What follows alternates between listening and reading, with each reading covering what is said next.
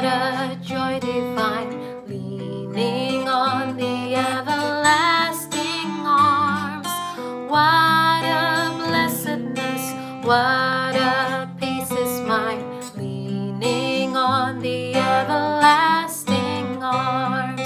Leaning, leaning, safe and secure from all alarms. Leaning, leaning, leaning on the everlasting arms. What have I to dread? What have I to fear? Leaning on the everlasting arms. I have blessed peace with my Lord so near, leaning on the everlasting arms.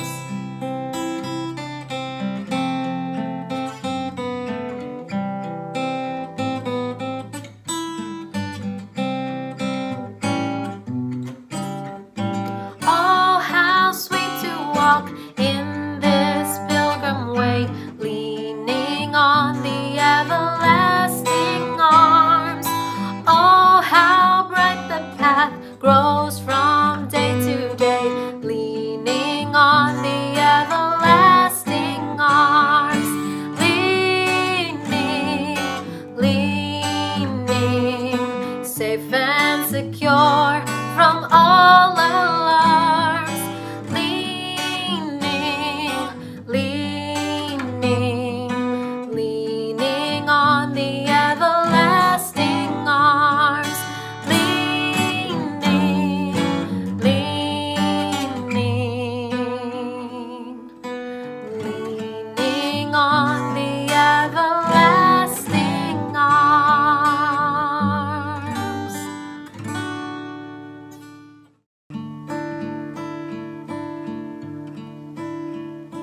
How deep the Father's love for us, how vast beyond all measure, that He should give His only Son to make a wretch His treasure. How great the pain of searing loss, the Father turns His face away, as wounds which mar the chosen one bring many sons to glory.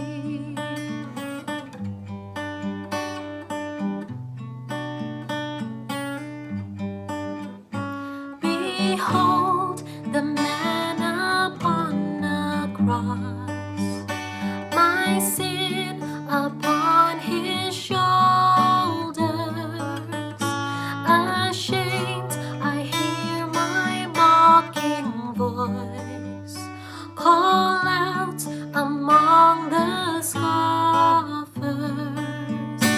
It was my sin that held Him there,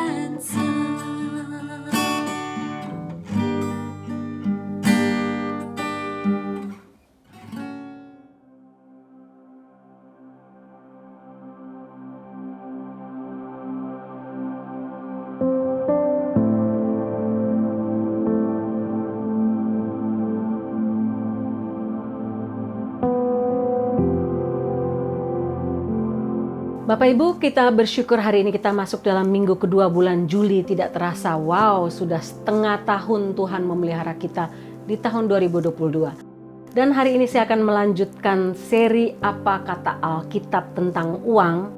Secara khusus hari ini saya akan berbicara tentang hari ketika uang tidak punya arti, yang akan diambil dari kitab Sefanya pasal 1 ayat 14 sampai ayat yang ke-18. Sebelum kita mendengarkan firman Tuhan ini, mari kita tundukkan kepala dan kita berdoa. Bapa dalam surga, kami sungguh bersyukur bahwa Engkau memelihara kami sampai detik ini. Kami mengucap syukur bahwa tiap-tiap hari adalah hari anugerah untuk kami. Ketika kami masih bisa hidup dan menikmati dunia ini, tapi ketika hari di mana kami bersiap-siap untuk mempertanggungjawabkan tiap-tiap hal yang Tuhan berikan dan yang terjadi di tengah-tengah hidup kami. Hamba berdoa supaya kebenaran firman Tuhan hari ini yang telah menjadi berkat untuk hamba dapat menjadi berkat untuk semua Bapak Ibu di mana saja yang mendengarkan kebenaran firman Tuhan hari ini. Bersabdalah karena kami sudah siap untuk mendengarkan kebenaran firman-Mu. Dalam nama Tuhan Yesus. Amin. Bapak Ibu, saya suka tips yang ditulis oleh banyak orang-orang terkenal. Salah satunya quotes yang ditulis untuk menggambarkan gambaran tentang uang. Dia memakai gambaran iron atau besi. Tipsnya mengatakan demikian. Dia katakan tidak seorang pun dapat menghancurkan besi selain karatnya. Sama seperti tidak seorang pun dapat menghancurkan orang lain kecuali kerangka berpikir atau mindset orang itu sendiri. Dalam dunia ini hanya ada satu hal yang memiliki kekuatan paling besar untuk menghancurkan atau sebaliknya untuk membangun hidup seseorang. Itulah mindset seseorang, kerangka berpikir seseorang tentang uang. Karena itu kalau Bapak Ibu lihat dalam perjanjian baru, khususnya ketika Tuhan Yesus memberikan pengajaran-pengajarannya, 2/3 dari pengajaran Tuhan Yesus termasuk perumpamaan berbicara tentang uang, tentang kerangka berpikir uang yang seharusnya tiap orang percaya miliki. Bapak Ibu, saking pentingnya masalah uang ini, Tuhan Yesus terus mengatakan hal itu, Rasul Paulus terus mengatakan hal itu untuk membawa kita kepada mindset yang benar sehingga kita tidak salah melangkah dalam hidup ini. Kita tidak jatuh kepada hal-hal yang berdosa. Minggu lalu Pak Ari kita telah membahas tentang manusia dan uang.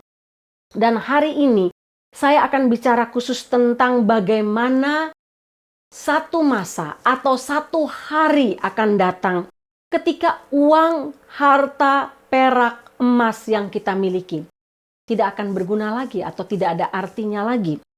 Mungkin Bapak Ibu berpikir, oh pasti Bu Sarah akan berkhotbah tentang hari kematian. Ketika semua yang saya miliki, harta, uang, dan sebagainya tidak berguna. Bukan Bapak Ibu. Saya tiba-tiba teringat kisah tentang seorang yang baru mendapatkan lotre besar, lotre Powerball di Texas, sejumlah 130 miliar US dollar. Bapak Ibu bisa kali saja dengan 14.500 rupiah, itu berapa rupiah? Waktu dia mendapatkan itu, semua teman-temannya katakan, wow, luar biasa. Bagaimana hidupnya berubah secara drastis. Bapak Ibu, laki-laki ini ingin mewujudkan semua impian yang sudah menjadi hal yang selama ini dia dambakan.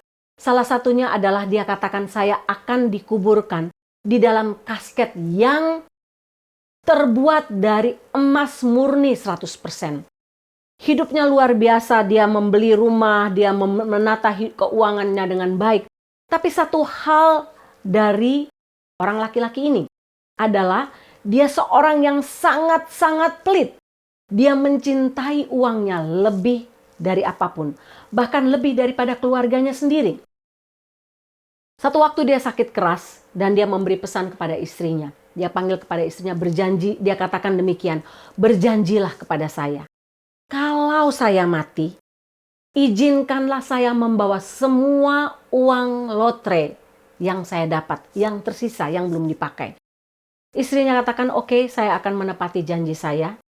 Dan Ketika laki-laki ini meninggal dunia dan dia dimasukkan ke dalam kasket emasnya, Bapak Ibu, apa yang terjadi?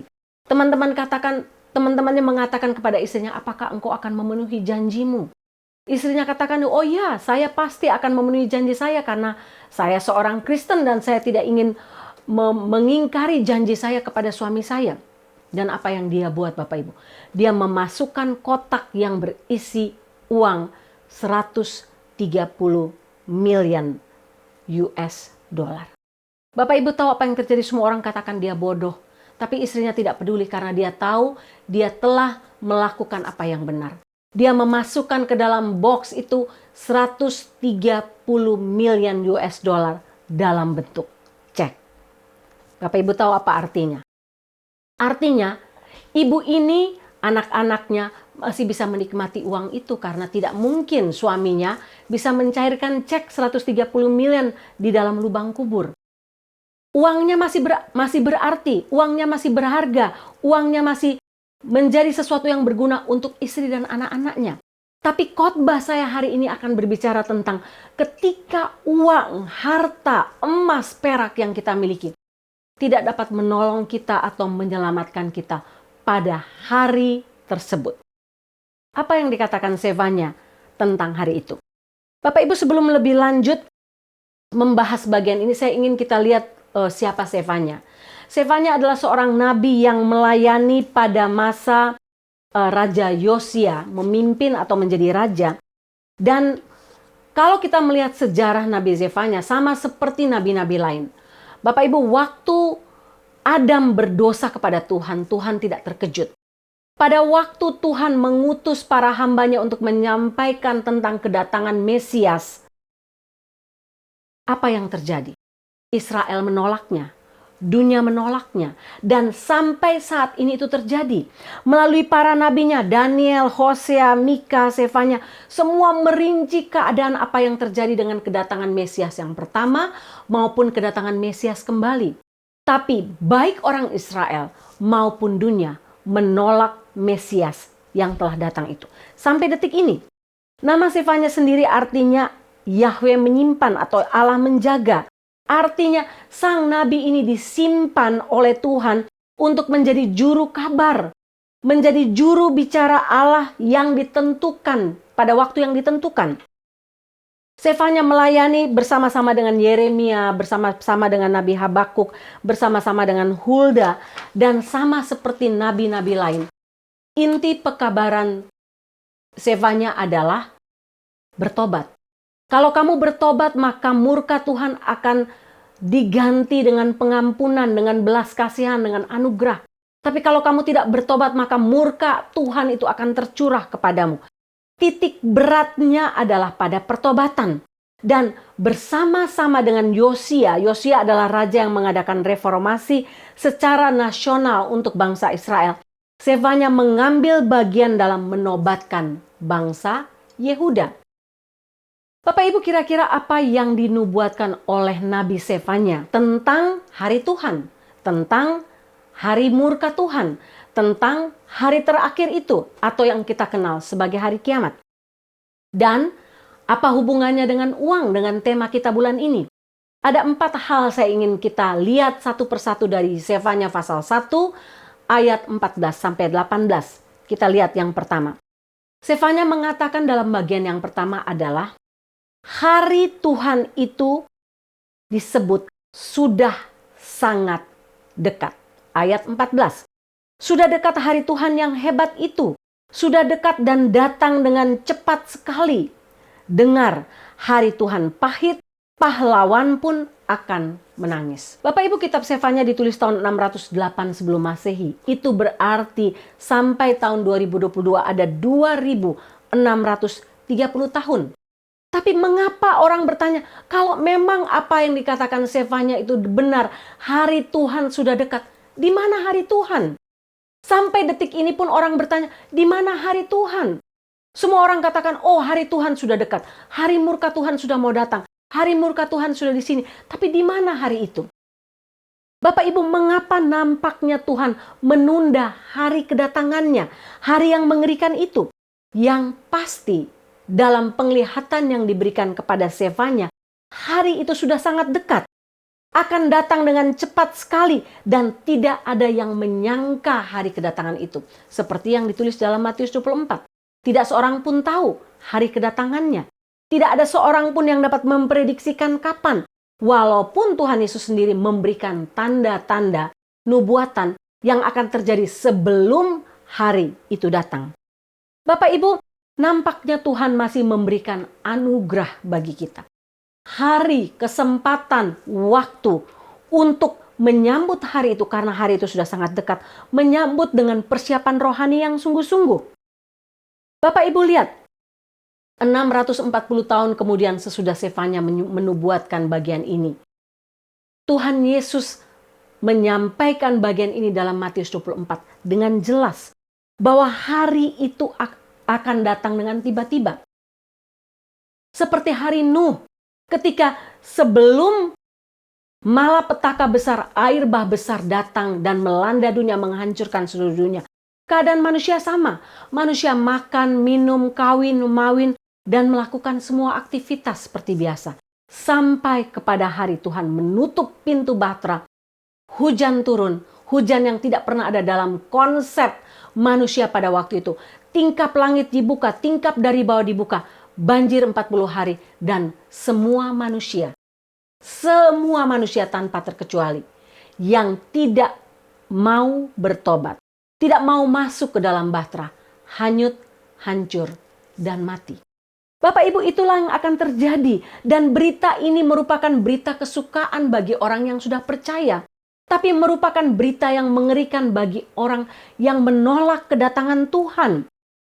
Kedatangan Tuhan Yesus, entah percaya Tuhan Yesus sebagai Tuhan dan Juru Selamat, ataupun percaya pada hari kedatangannya kembali. Bapak Ibu, sehingga bagian ini dinubuatkan oleh Zefanya untuk sebagai orang percaya. Kita bersiap-siap. Hari ini merupakan hari persiapan. Mungkin banyak orang akan mencemooh para hamba Tuhan yang mengatakan bersiap, harinya sudah dekat. Banyak orang akan katakan, itu seperti kamu bermain-main, itu tidak akan mungkin, itu masih lama dan sebagainya. Dijadikan bahan cemooh, bahan olok-olokan Bapak Ibu. Bahkan saya pun secara pribadi ketika berusaha menyampaikan ini kepada siapa saja, keluarga, jemaat, teman, anak, siapapun yang saya temui. Orang mungkin berpikir, Bu Sarah cuma olok-olokan, itu masih lama. Bapak Ibu, tidak apa-apa, saya akan terus menyampaikan karena itu yang ditaruh Tuhan dalam hati saya. Itu yang diberikan Tuhan dalam hati saya. Bagi saya, kalau kita menolak berita ini bahwa hari Tuhan sudah dekat, kita sedang menipu diri kita sendiri dan merasa bahwa waktunya masih akan lama. Bapak Ibu, sehingga penglihatan Zefanya ini adalah sesuatu yang serius. Penglihatan Zefanya ini kalau kita mau gambarkan adalah seperti orang yang membangunkan orang yang tertidur pada saat rumahnya sedang terbakar. Kita tidak mungkin hanya ketuk pelan-pelan pintu rumahnya dan katakan, cepat bangun buka pintu keluar, rumahmu terbakar. Tidak. Kita tentu akan menggedor pintu rumahnya dengan keras dan meminta dia segera keluar, segera menyelamatkan diri. Kira-kira itulah yang terjadi dengan Zefanya, Bapak Ibu. Dia berseru, meminta, berteriak kepada orang Yehuda untuk segera bertobat. Karena waktu Tuhan sudah dekat. Hari Tuhan yang dahsyat itu sudah dekat. Bapak Ibu, kalau kita masih berpikir sejak tahun 2020, 2021, keadaan akan menjadi lebih baik. Keadaan akan menjadi normal, lebih baik dan sebagainya. Bapak Ibu, saya rasa kita sedang ditipu. Kenapa saya katakan begitu? Saya tidak ingin memberikan harapan palsu bahwa semuanya akan baik-baik saja. Tidak, Bapak Ibu. Kalau Bapak Ibu lihat perkembangan zaman yang ada sekarang, kita sedang melihat satu demi satu nubuatan akhir zaman digenapi di depan mata kita. Sehingga tidak ada khotbah lain yang lebih tepat untuk sekarang selain bertobat. Kerajaan Allah sudah dekat. Bangun, jangan tidur lagi secara rohani. Izinkan saya bicara dengan jujur bahwa keadaan tidak akan makin membaik. Bukan untuk menakut-nakuti, tapi untuk membawa kita untuk tidak menaruh pengharapan palsu di dalam dunia ini. Jangan menancapkan kaki kita dalam dunia ini yang sebentar lagi akan berakhir. Tapi mari kita menaruh pengharapan kita kepada Yesus Kristus. yang akan segera kembali. Karena itu kita perlu hidup dalam pertobatan. Karena apa? Hari Tuhan itu sudah sangat dekat dan akan datang dengan cepat, dengan tiba-tiba. Seperti kedipan mata, tidak akan ada yang menduganya. Sekali lagi, tidak ada usaha untuk menakut-nakuti Bapak Ibu. Tapi usaha untuk mengatakan bahwa waktu anugerah itu hampir berakhir. 2630 tahun lalu ini yang dikatakan oleh Zefanya. Dan waktunya sudah ada di depan mata kita. Yang kedua, apa yang dikatakan oleh Nabi Zefanya? Nabi Zefanya mengatakan hari ini adalah hari yang sangat mengerikan. Ayat 15, hari kegemasan hari itu. Hari kesusahan dan kesulitan, hari kemusnahan dan pemusnahan, hari kegelapan dan kesuraman, hari berawan dan kelam. Bapak Ibu, saya tidak tahu dengan apa yang Bapak Ibu alami tiap pagi bangun. Tapi sejak tahun 2020, 2021, 2022 sudah separuh jalan kita di tahun ini. Tiap pagi bangun, Bapak Ibu. Seperti perasaan saya seperti sesuatu yang weird sedang terjadi. Sesuatu yang aneh sedang terjadi dan akan terjadi. Tapi tidak tahu apa. Perasaan yang aneh yang saya pikir cuma saya memiliki perasaan itu. Tapi ternyata banyak orang percaya di seluruh dunia. Di berbagai belahan dunia. Menyampaikan kesaksian yang sama. Tiap hari adalah hari yang seperti hari yang gelap. Hari ini seperti adalah hari sesuatu yang besar akan terjadi. Hal yang mengerikan akan terjadi. Dan saya percaya bahwa nubuatan Zefanya itu benar-benar akan segera digenapi. Perhatikan bagaimana Nabi Zefanya bicara dengan tegas dan jelas tentang hari itu. Zefanya katakan bahwa hari itu akan datang suara yang mengerikan. Akan ada ratap tangis dari orang yang perkasa. Para pahlawan akan menangis ketakutan seperti anak-anak menangis. Ayat 15 dikatakan bahwa hari itu merupakan hari murka Tuhan. Murka Tuhan menjadi sempurna dan ditumpahkan, dicurahkan pada hari itu. Murka yang amat sangat besar. Bapak Ibu, hari itu bukan hari kesenangan. Tapi hari kesusahan. Bagi orang-orang berdosa yang memilih untuk tetap menolak Mesias. Menolak Yesus Kristus sampai hari terakhir tersebut. Hari itu akan menjadi hari yang mengerikan. Dan tidak ada cara apapun yang dapat meringankan rasa sakit. Tidak ada yang bisa membantu manusia, seorang manusia pun yang memilih untuk menolak Tuhan pada hari itu. Seperti yang ditulis dalam Roma pasal 2 ayat 8 dan 9. Tetapi murka dan geram kepada mereka yang mencari kepentingan sendiri, yang tidak taat kepada kebenaran melainkan taat kepada kelaliman, memilih mengeraskan hati. Penderitaan dan kesesakan akan menimpa setiap orang yang hidup, yang berbuat jahat, pertama-tama orang Yahudi dan juga orang Yunani. Sekali lagi Bapak Ibu, tidak ada epidural untuk meringankan rasa sakit ketika hari yang mengerikan itu datang. Saya ingat ketika saya melahirkan Devia dan Kenneth di Indonesia tidak ada epidural, harus melewati rasa sakit yang amat sangat. Rasa sakit yang digambarkan oleh kitab Kejadian bahwa seorang perempuan akan mengalami sakit bersalin. Bapak Ibu. Tapi waktu di sini, waktu melahirkan darah, saya menikmati apa yang namanya epidural. Walaupun kalau saya mau jujur, saya bilang saya lebih memilih melahirkan tanpa epidural. Karena epidural menghilangkan rasa sakit ketika melahirkan, tapi membuat saya tidak bisa push, membuat saya tidak bisa membedakan mana konstruksi yang palsu dan konstruksi yang benar. Bapak Ibu, pada hari yang mengerikan itu akan datang hari itu, masa itu di mana tidak ada satu obat pun, satu cara apapun untuk mengurangi rasa sakit pada hari yang mengerikan itu. Apalagi yang dikatakan oleh Zefanya tentang hari itu. Yang ketiga, hari itu adalah hari kebinasaan. Ayat 16-17. Hari itu akan membinasakan hari peniupan sangkakala dan pekik tempur terhadap kota-kota yang berkubu dan terhadap menara penjuru yang tinggi. Aku akan menyusahkan manusia sehingga mereka berjalan seperti orang buta sebab mereka telah berdosa kepada Tuhan. Darah mereka akan tercurah seperti debu dan usus mereka seperti tai. Bapak Ibu, Zefanya mengatakan hari itu adalah hari kebinasaan. Kebinasaan terhadap apa Bapak Ibu? Terhadap dua hal Yang pertama, terhadap tempat dalam ayat 16. Kebinasaan akan terjadi secara universal di seluruh dunia tanpa terkecuali sampai kepada tempat-tempat yang berkubu, tempat-tempat berbenteng, tempat-tempat bermenara tinggi. Semua tempat perlindungan terbaik akan dihancurkan ketika sangkakala berbunyi menandakan seruan bahaya terhadap kota-kota besar, kota-kota kecil, kota berkubu, berpagar, bermenara dengan tingkat keamanan, tingkat security paling tinggi dan paling canggih sekalipun akan didobrak dan dihancurkan karena murka Allah yang sangat besar pada hari itu. Ketika perang Rusia dan Ukraine terjadi, banyak orang di Amerika mulai membangun bunker, rumah bawah tanah untuk menjaga, memberikan perlindungan diri kalau sampai Rusia menembakkan nuklirnya ke Amerika. Bapak Ibu, apakah ketika hari itu orang yang tinggal dalam bunker bisa diselamatkan? Tidak. Sefanya menuliskan dengan jelas. Mereka yang tinggal di kota yang berkubu, tinggal di menara yang berpenjuru yang tinggi, artinya tempat yang sangat aman. Tidak ada satu tempat pun menjadi tempat yang aman pada hari itu. Bukan saja tempat, yang kedua, hari itu merupakan hari kebinasaan terhadap semua orang.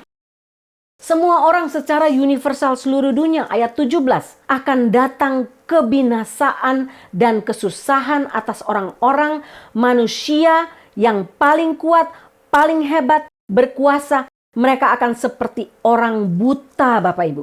Tidak tahu harus melangkah kemana karena dosa pemberontakan mereka kepada Tuhan. Bapak Ibu lihat, perhatikan bahwa mereka yang hidup dalam kejahatan, yang menolak Mesias, menolak Juru Selamat, mereka akan dibiarkan berjalan seperti orang buta pada hari itu. Mereka akan kehilangan arah, melangkah dalam kegelapan, dalam keraguan, dalam bahaya, tanpa panduan, tanpa rasa aman, dan jatuh ke dalam parit.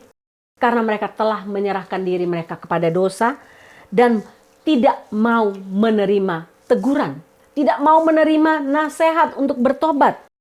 Tidak ada yang mempan ketika firman Tuhan disampaikan, mereka mendengar berita pertobatan, seruan untuk bertobat, mereka mengeraskan hati mereka. Malah mereka menganggap bahwa hamba Tuhan, teman, sahabat yang berusaha menyelamatkan mereka dari api kekekalan sebagai joker, sebagai pelawak, sebagai seorang yang sedang mengolok-olok. Sama seperti yang terjadi pada zaman Nuh, yang terjadi pada zaman Sodom dan Gomora. Orang-orang menertawakan, orang-orang menolak, orang-orang tidak percaya bahwa murka Allah seperti itu akan terjadi. Tapi yang terjadi ya pada waktu yang ditulis oleh Sefanya ini bukan sekedar seperti yang terjadi pada masa Nuh atau pada masa Sodom dan Gomora. Tidak. Ini akan terjadi universal di seluruh dunia, bukan pada satu tempat tertentu. Bapak Ibu, lihatlah mereka menjadi buta secara rohani. Mereka memilih untuk tetap buta secara rohani. Tidak bisa melihat kebenaran. Sehingga ketika kita menyampaikan kebenaran, kita hanya menjadi seperti seorang pelawak yang sedang berolok-olok. Mereka jatuh kepada hari yang mengerikan itu. Hari kebinasaan. Seperti debu. Jatuh tanpa belas kasihan. Daging mereka akan dibuang seperti kotoran ke atas bukit yang penuh dengan tai. Tidak ada seorang pun yang bisa lolos pada hari itu. Seperti yang ditulis dalam ayat 12. Semua akan digeledah. Itu yang ditulis dalam ayat 12. Buta artinya tidak bisa melihat kebenaran. Buta secara rohani. Tidak bisa membaca tanda zaman karena buta. Bapak Ibu, kalau orang yang hidup dalam persekutuan yang erat dengan Tuhan, dia akan melihat bahwa hari ini bukan hari yang biasa. Dia akan mampu melihat dengan sensitif bahwa hari yang sedang kita jalani sekarang ini adalah hari yang khusus. Hari yang gelap, hari yang tidak menentu, hari yang tidak jelas. Hari yang dimana kita harus makin sungguh-sungguh dengan Tuhan karena kita tidak dapat berpegang pada dunia ini. Sehingga ketika kita melihat tanda-tanda, satu demi satu terjadi, kita makin peka untuk bersiap diri. Tapi orang yang buta secara rohani tidak akan merasa apa-apa. Mereka senang, mereka kawin, mawin, pesta, dan sebagainya tanpa mempersiapkan hati. Mereka mengeraskan hati untuk menerima kebenaran firman Tuhan. Bapak Ibu, hari itu akan datang terlalu cepat dengan tiba-tiba. Sehingga tidak ada waktu lagi untuk katakan, Tuhan kasih aku waktu 2 menit untuk bertobat. Tidak ada waktu, Bapak Ibu. Karena itu seperti kedipan mata ketika itu terjadi. Orang-orang yang hidup dalam keserakahan dan mengejar harta dunia, mengejar kesenangan dalam dunia ini akan terpesona ketika hari yang mengerikan dan hari kebinasaan itu datang. Tidak ada satu yang mampu menolak bahkan menunda hari kedatangan itu. Tidak ada kesempatan untuk memperbaiki kelakuan kita lagi di hadapan Tuhan. Karena hari itu memang merupakan hari malapetaka.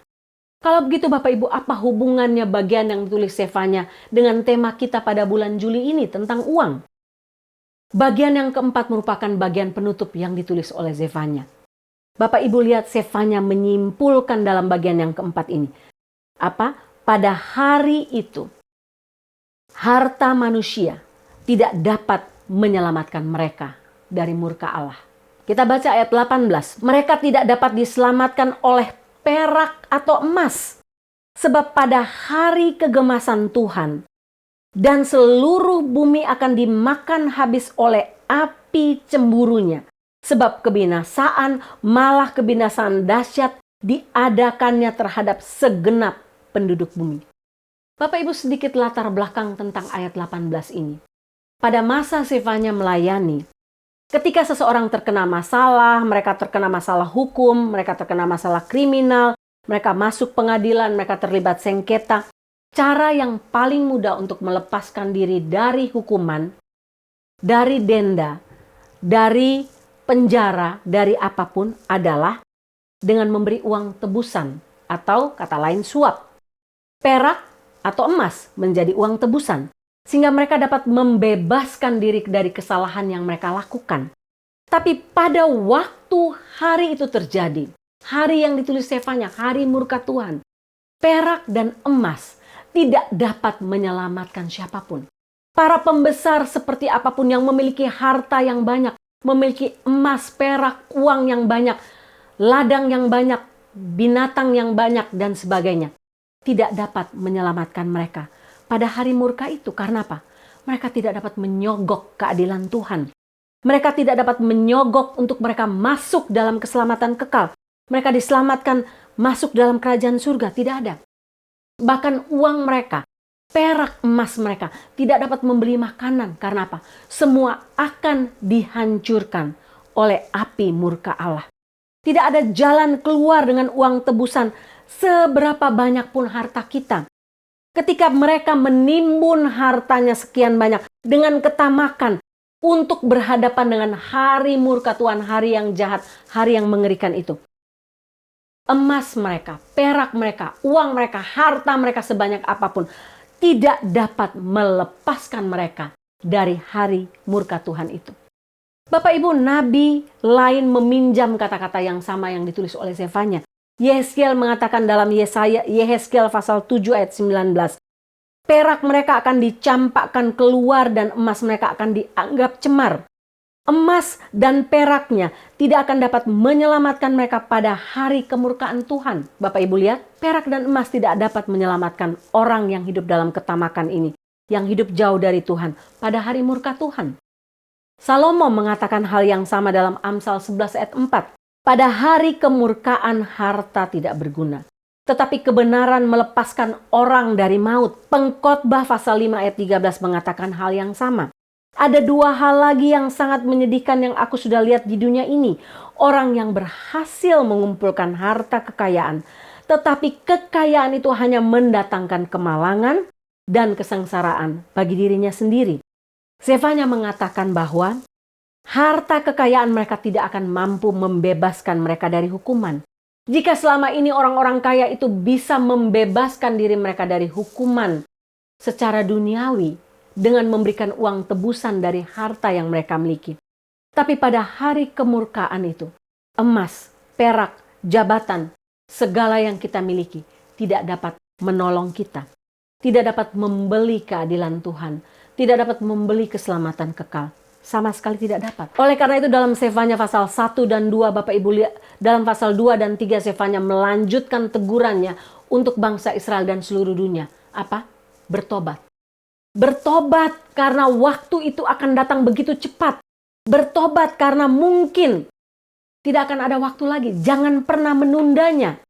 Karena kamu akan menyesal selama-lamanya jika kamu menunda waktu pertobatan itu. Bapak Ibu, bagi orang yang percaya hari ini bukan hari yang menakutkan. Hari ini menjadi hari yang menyenangkan untuk kita. Tetapi bagi mereka yang menolak Mesias, menolak kebenaran itu, menolak percaya kepada Tuhan Yesus, akan menjadi hari yang sangat mengerikan. Karena sekali lagi, emas, perak, kedudukan, harta apapun tidak dapat menyelamatkan nyawa mereka dari hukuman kekal.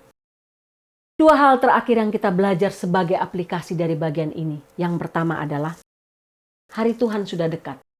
Hari Tuhan bukan saja sudah dekat, tapi sudah di sini Bapak Ibu. Bukan sekedar sudah dekat, sudah di depan mata kita. Bapak Ibu kalau baca Matius pasal 24, baca Lukas pasal 17, baca nubuatan Daniel, nubuatan Yehezkiel dan sebagainya. Semua itu seperti puzzle yang sambung menyambung Bapak Ibu. Artinya apa? Semua satu demi satu terjadi. Inflasi di seluruh dunia kita sedang mengalaminya sekarang. Kalau inflasi di Amerika itu berarti terjadi inflasi di seluruh dunia. Harga barang membuat uang kita tidak ada artinya lagi. Dulu $1.000 kita rasa banyak, tapi sekarang itu nothing, tidak ada artinya lagi. Wabah penyakit sampar, penyakit yang datang dari binatang muncul di mana-mana. Gempa bumi di berbagai tempat, bencana alam di berbagai tempat. Kejahatan seksual di mana-mana yang makin meningkat. Aborsi, pembunuhan, penculikan anak, penjualan anak dan sebagainya. Pemakaian bayi-bayi hasil aborsi untuk kepentingan ritual gereja setan dan sebagainya. Uang, pengejaran harta menjadi idol nomor 1. Oleh karena itu Bapak Ibu ingat, khotbah Tuhan Yesus paling banyak bicara tentang uang. Karena uang akan menjadi raja pada waktu sebelum hari kedatangan, hari murka itu datang. Uang akan menjadi segala-galanya sehingga orang rela melakukan apa saja demi uang. Rumor perang dan perang yang terjadi, Ukraina dan Rusia, China dan Taiwan, Iran dan Israel, rencana serangan nuklir dari North Korea dan sebagainya. Semuanya itu terjadi dalam tiba-tiba. Teknologi yang semakin bertambah, pengetahuan manusia makin bertambah, ingin menyamai Allah. Bapak Ibu lihat apa yang terjadi dengan CERN yang dibuka 5 Juli lalu. Bapak Ibu mungkin tidak baca, saya nggak tahu. Tapi kalau Bapak Ibu yang baca tentang CERN ini, mereka membuka opening untuk portal. Mereka percaya bahwa ada 11 dimensi dunia lain di mana mereka menggali barang ini, teknologi ini sepanjang 17 miles yang ada di Switzerland untuk kejahatan. Bukan sekedar untuk dunia fisika, dunia sains, tidak Bapak Ibu. Tapi ini ritualnya dilakukan secara okultisme kalau Bapak Ibu lihat ritual pembukaannya. Bapak Ibu lihat apa yang terjadi dengan metaverse. Orang bilang, wow cool metaverse. Tapi Bapak Ibu lihat apa yang ditawarkan oleh metaverse. Kamu bisa hidup selama-lamanya, kamu tidak usah takut. Kamu bisa hidup selama-lamanya asal kamu mau mengorbankan dirimu, mati secara fisik, tapi kemudian hidup di dunia lain, di dunia metaverse. Bukankah ini kegilaan akhir zaman Bapak Ibu? Tanda dengan mengeringnya sungai Efrat sebagai tanda yang diberikan Tuhan sebagai salah satunya. Kejatuhan Babylon modern itulah Amerika. Tanda di langit pada bulan, bintang dan sebagainya. Dan ini tidak pernah terjadi secara bersamaan seperti yang sedang terjadi sekarang. Dan yang paling menyedihkan saya Bapak Ibu adalah gereja tutup mata. Orang Kristen tertidur, orang Kristen menjadi buta secara rohani. Orang Kristen ikut menjadi seperti orang dunia lainnya yang terjerat dalam uang. Mengumpulkan uang, hidup dalam keserakahan, hidup tidak peduli dengan orang lain, hidup dalam pemberontakan terhadap orang tua, tidak peduli dengan agama, tidak peduli dengan apapun. Mengejar uang, uang, uang sebagai segala-galanya. Dan ini yang mengerikan. Kita tidak hidup dalam persiapan seperti 5 gadis yang bijak, tidak. Kita hidup santai karena kita berpikir, oh mempelai laki-laki masih akan lama datang sehingga kita tertidur. Bahkan gereja, pendeta, hamba Tuhan mengabaikan berita ini. Karena apa? Mereka takut dicemooh.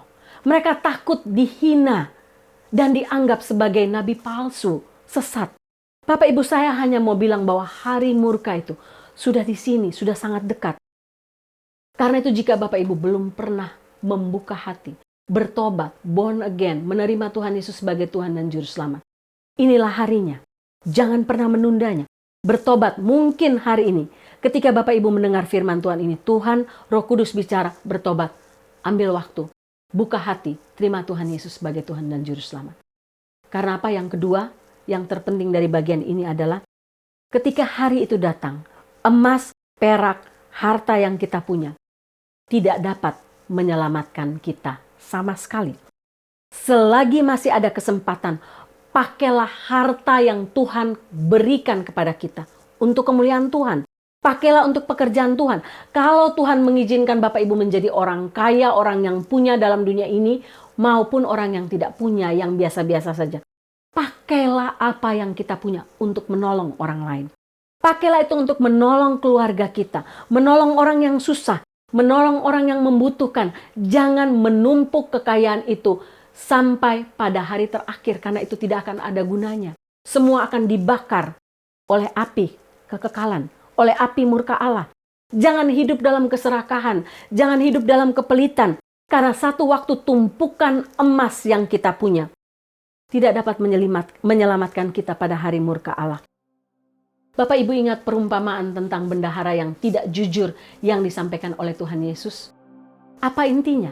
Tuhan Yesus bukan memuji ketidakjujurannya, tapi Tuhan Yesus sedang memuji dia bagaimana dia memakai uang yang dia punya untuk menyelamatkan dia pada hari kekekalan. Bapak Ibu, itu yang harus dilakukan orang percaya. Jangan menancapkan hatimu kepada uang dan kepada harta dunia ini. Saya menutup bagian ini dengan kisah yang ditulis oleh seorang penulis terkenal dari Rusia yang bernama Leo Tolstoy. Bapak Ibu mungkin sering baca tulisan dia atau kisah dia. Dia bercerita tentang seorang petani bernama Pahom.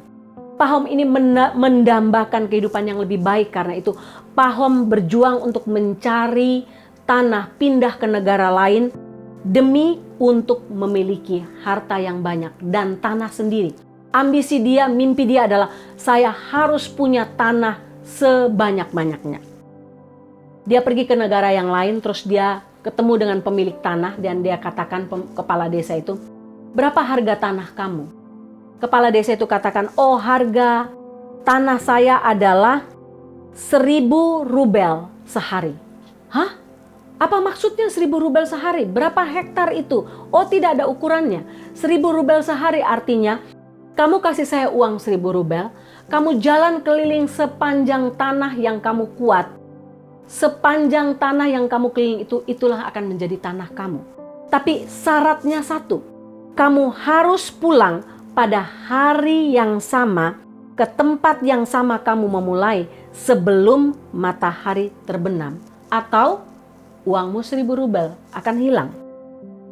Oh, Pahom pikir ini sesuatu yang gampang. Maka besok harinya dia bangun pagi-pagi, begitu matahari terbit, dia langsung berjalan. Dia bawa semua alat yang dibutuhkan termasuk skop untuk menggali lubang, untuk menimbun tanah dan memberi tanda, ini loh tanah yang sudah saya lalui.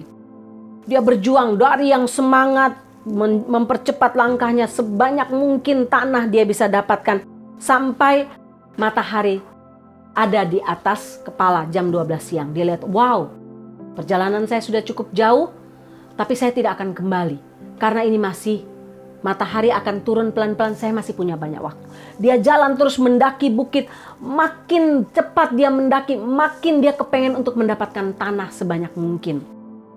Dengan keringat bercucuran, bahkan mulai darah bercucuran, dia naik ke atas bukit. Bukit, lembah, dan berusaha mendapatkan tanah sebanyak mungkin dengan menyekopnya. Bapak Ibu, apa yang terjadi? Kemudian dia pikir, oh sudah waktunya saya pulang supaya saya tidak sampai kehilangan semua tanah ini. Dalam perjalanan pulang dia berusaha untuk jalan cepat supaya sebelum matahari terbenam dia sudah sampai di tempat yang sama. Dia makin berusaha cepat jalan, jantungnya berdegup semakin cepat. Dia buang termosnya, dia buang tempat airnya, dia buang mantelnya, dia buang topinya. Hanya skop yang dia punya. Bajunya sudah basah kuyup. Skop itu dipakai untuk menyangga dia, jangan sampai dia jatuh. Dia sampai tepat bertemu dengan kepala desa itu, pemilik tanah itu, tepat pada waktu matahari terbenam. Tapi ketika dia sampai di tempat di mana dia mulai berjalan tadi, dia jatuh, dia geblak, dan dia mati. Bapak Ibu, apa yang terjadi? para pelayannya mengambil dia, mengukur ukuran tubuh dia sepanjang 6 feet dan menguburkan dia di tanah yang sudah dimilikinya, tapi tidak dimilikinya lagi. Apa artinya? Apa pelajaran untuk kita yang dikatakan oleh Leo Tolstoy? Dia katakan 6 kaki dari kepala sampai tumit adalah semua tanah yang dibutuhkan oleh Panom. Didorong oleh nafsu dan keserakahan, Pahom mencapai tujuannya mendapatkan tanah, tapi kehilangan nyawanya dalam prosesnya. Bapak Ibu, firman Tuhan katakan jangan pernah mencintai dunia ini. Yohanes 2 ayat 15-16. Jangan kamu mengasihi dunia dan apa yang ada di dalamnya. Jikalau orang mengasihi dunia, maka kasih akan Bapa tidak ada di dalam orang itu. Matius 16 ayat 26 juga mengatakan hal yang sama. Apa gunanya seseorang memiliki seluruh dunia tapi kehilangan nyawanya?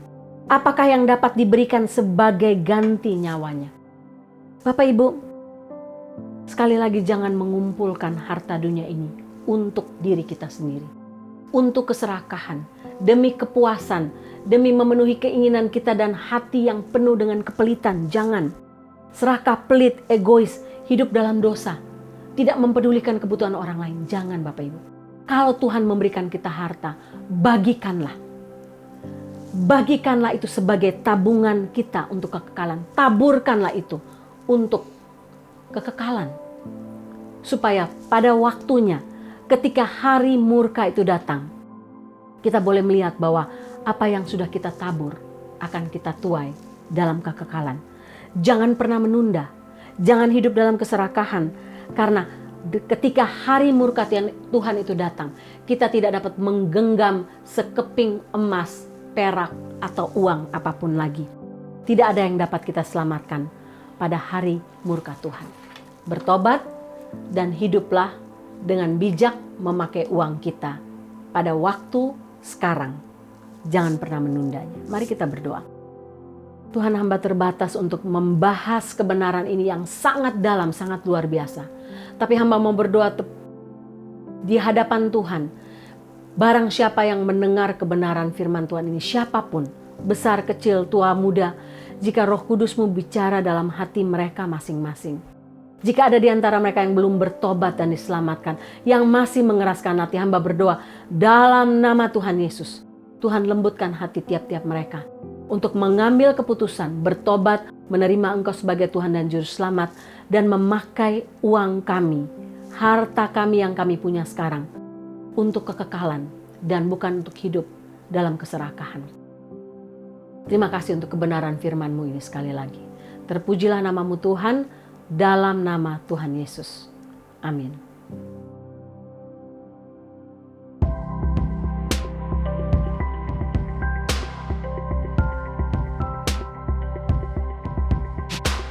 Bapak Ibu, kita akan mengakhiri ibadah kita. Saya berdoa supaya kebenaran firman Tuhan hari ini sungguh-sungguh mengubah hidup kita. Mengubah pandangan kita, mindset kita tentang uang, dan kita hidup dalam kebijakan memakai uang dan harta kita.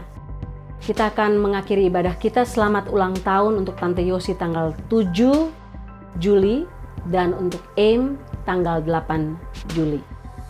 Bapak Ibu, kita akan menutup ibadah kita. Kita tundukkan kepala dan kita menerima berkat Tuhan. Tuhan memberkati engkau dan melindungi engkau. Tuhan menyinari engkau dengan wajah-Nya dan memberi engkau kasih karunia. Tuhan menghadapkan wajah-Nya kepadamu dan memberi engkau damai sejahtera. Amin.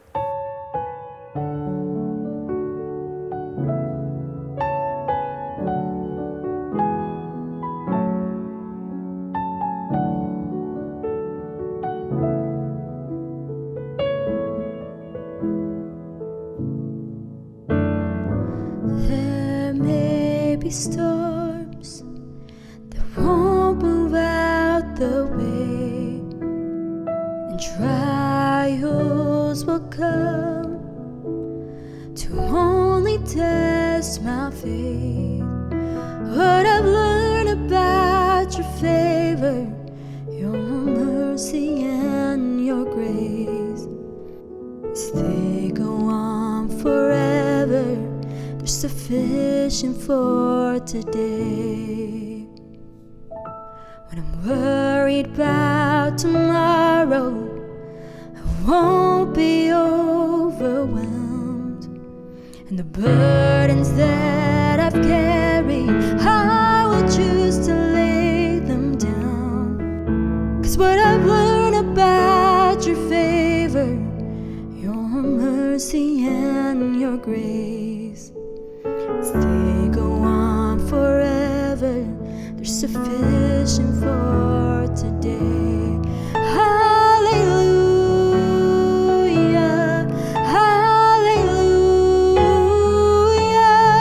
hallelujah. It's sufficient for today. Hallelujah, hallelujah,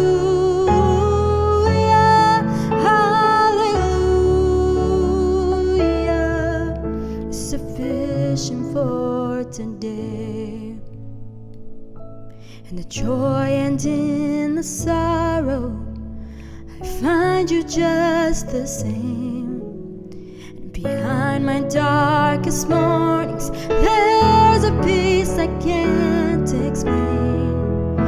I'm so grateful for your favor, your mercy and your grace, 'cause they go on forever, they're sufficient for today.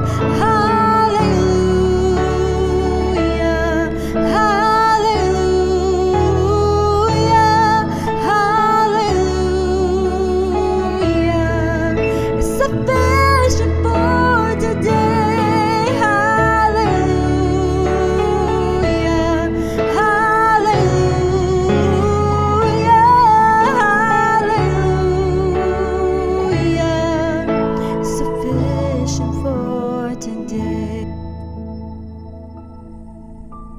One day I'll finally see you, and my faith will be my sight, and all my present sufferings will be gone and left behind. I'll be standing in your favor, your mercy and your grace, 'cause they go on forever, they still go on forever, they still go on forever. Oh, glory to your name. Hallelujah, hallelujah, hallelujah. Oh, glory to your name. Hallelujah, hallelujah, hallelujah. Oh, glory to your name. Hallelujah, hallelujah, hallelujah. Sufficient for today.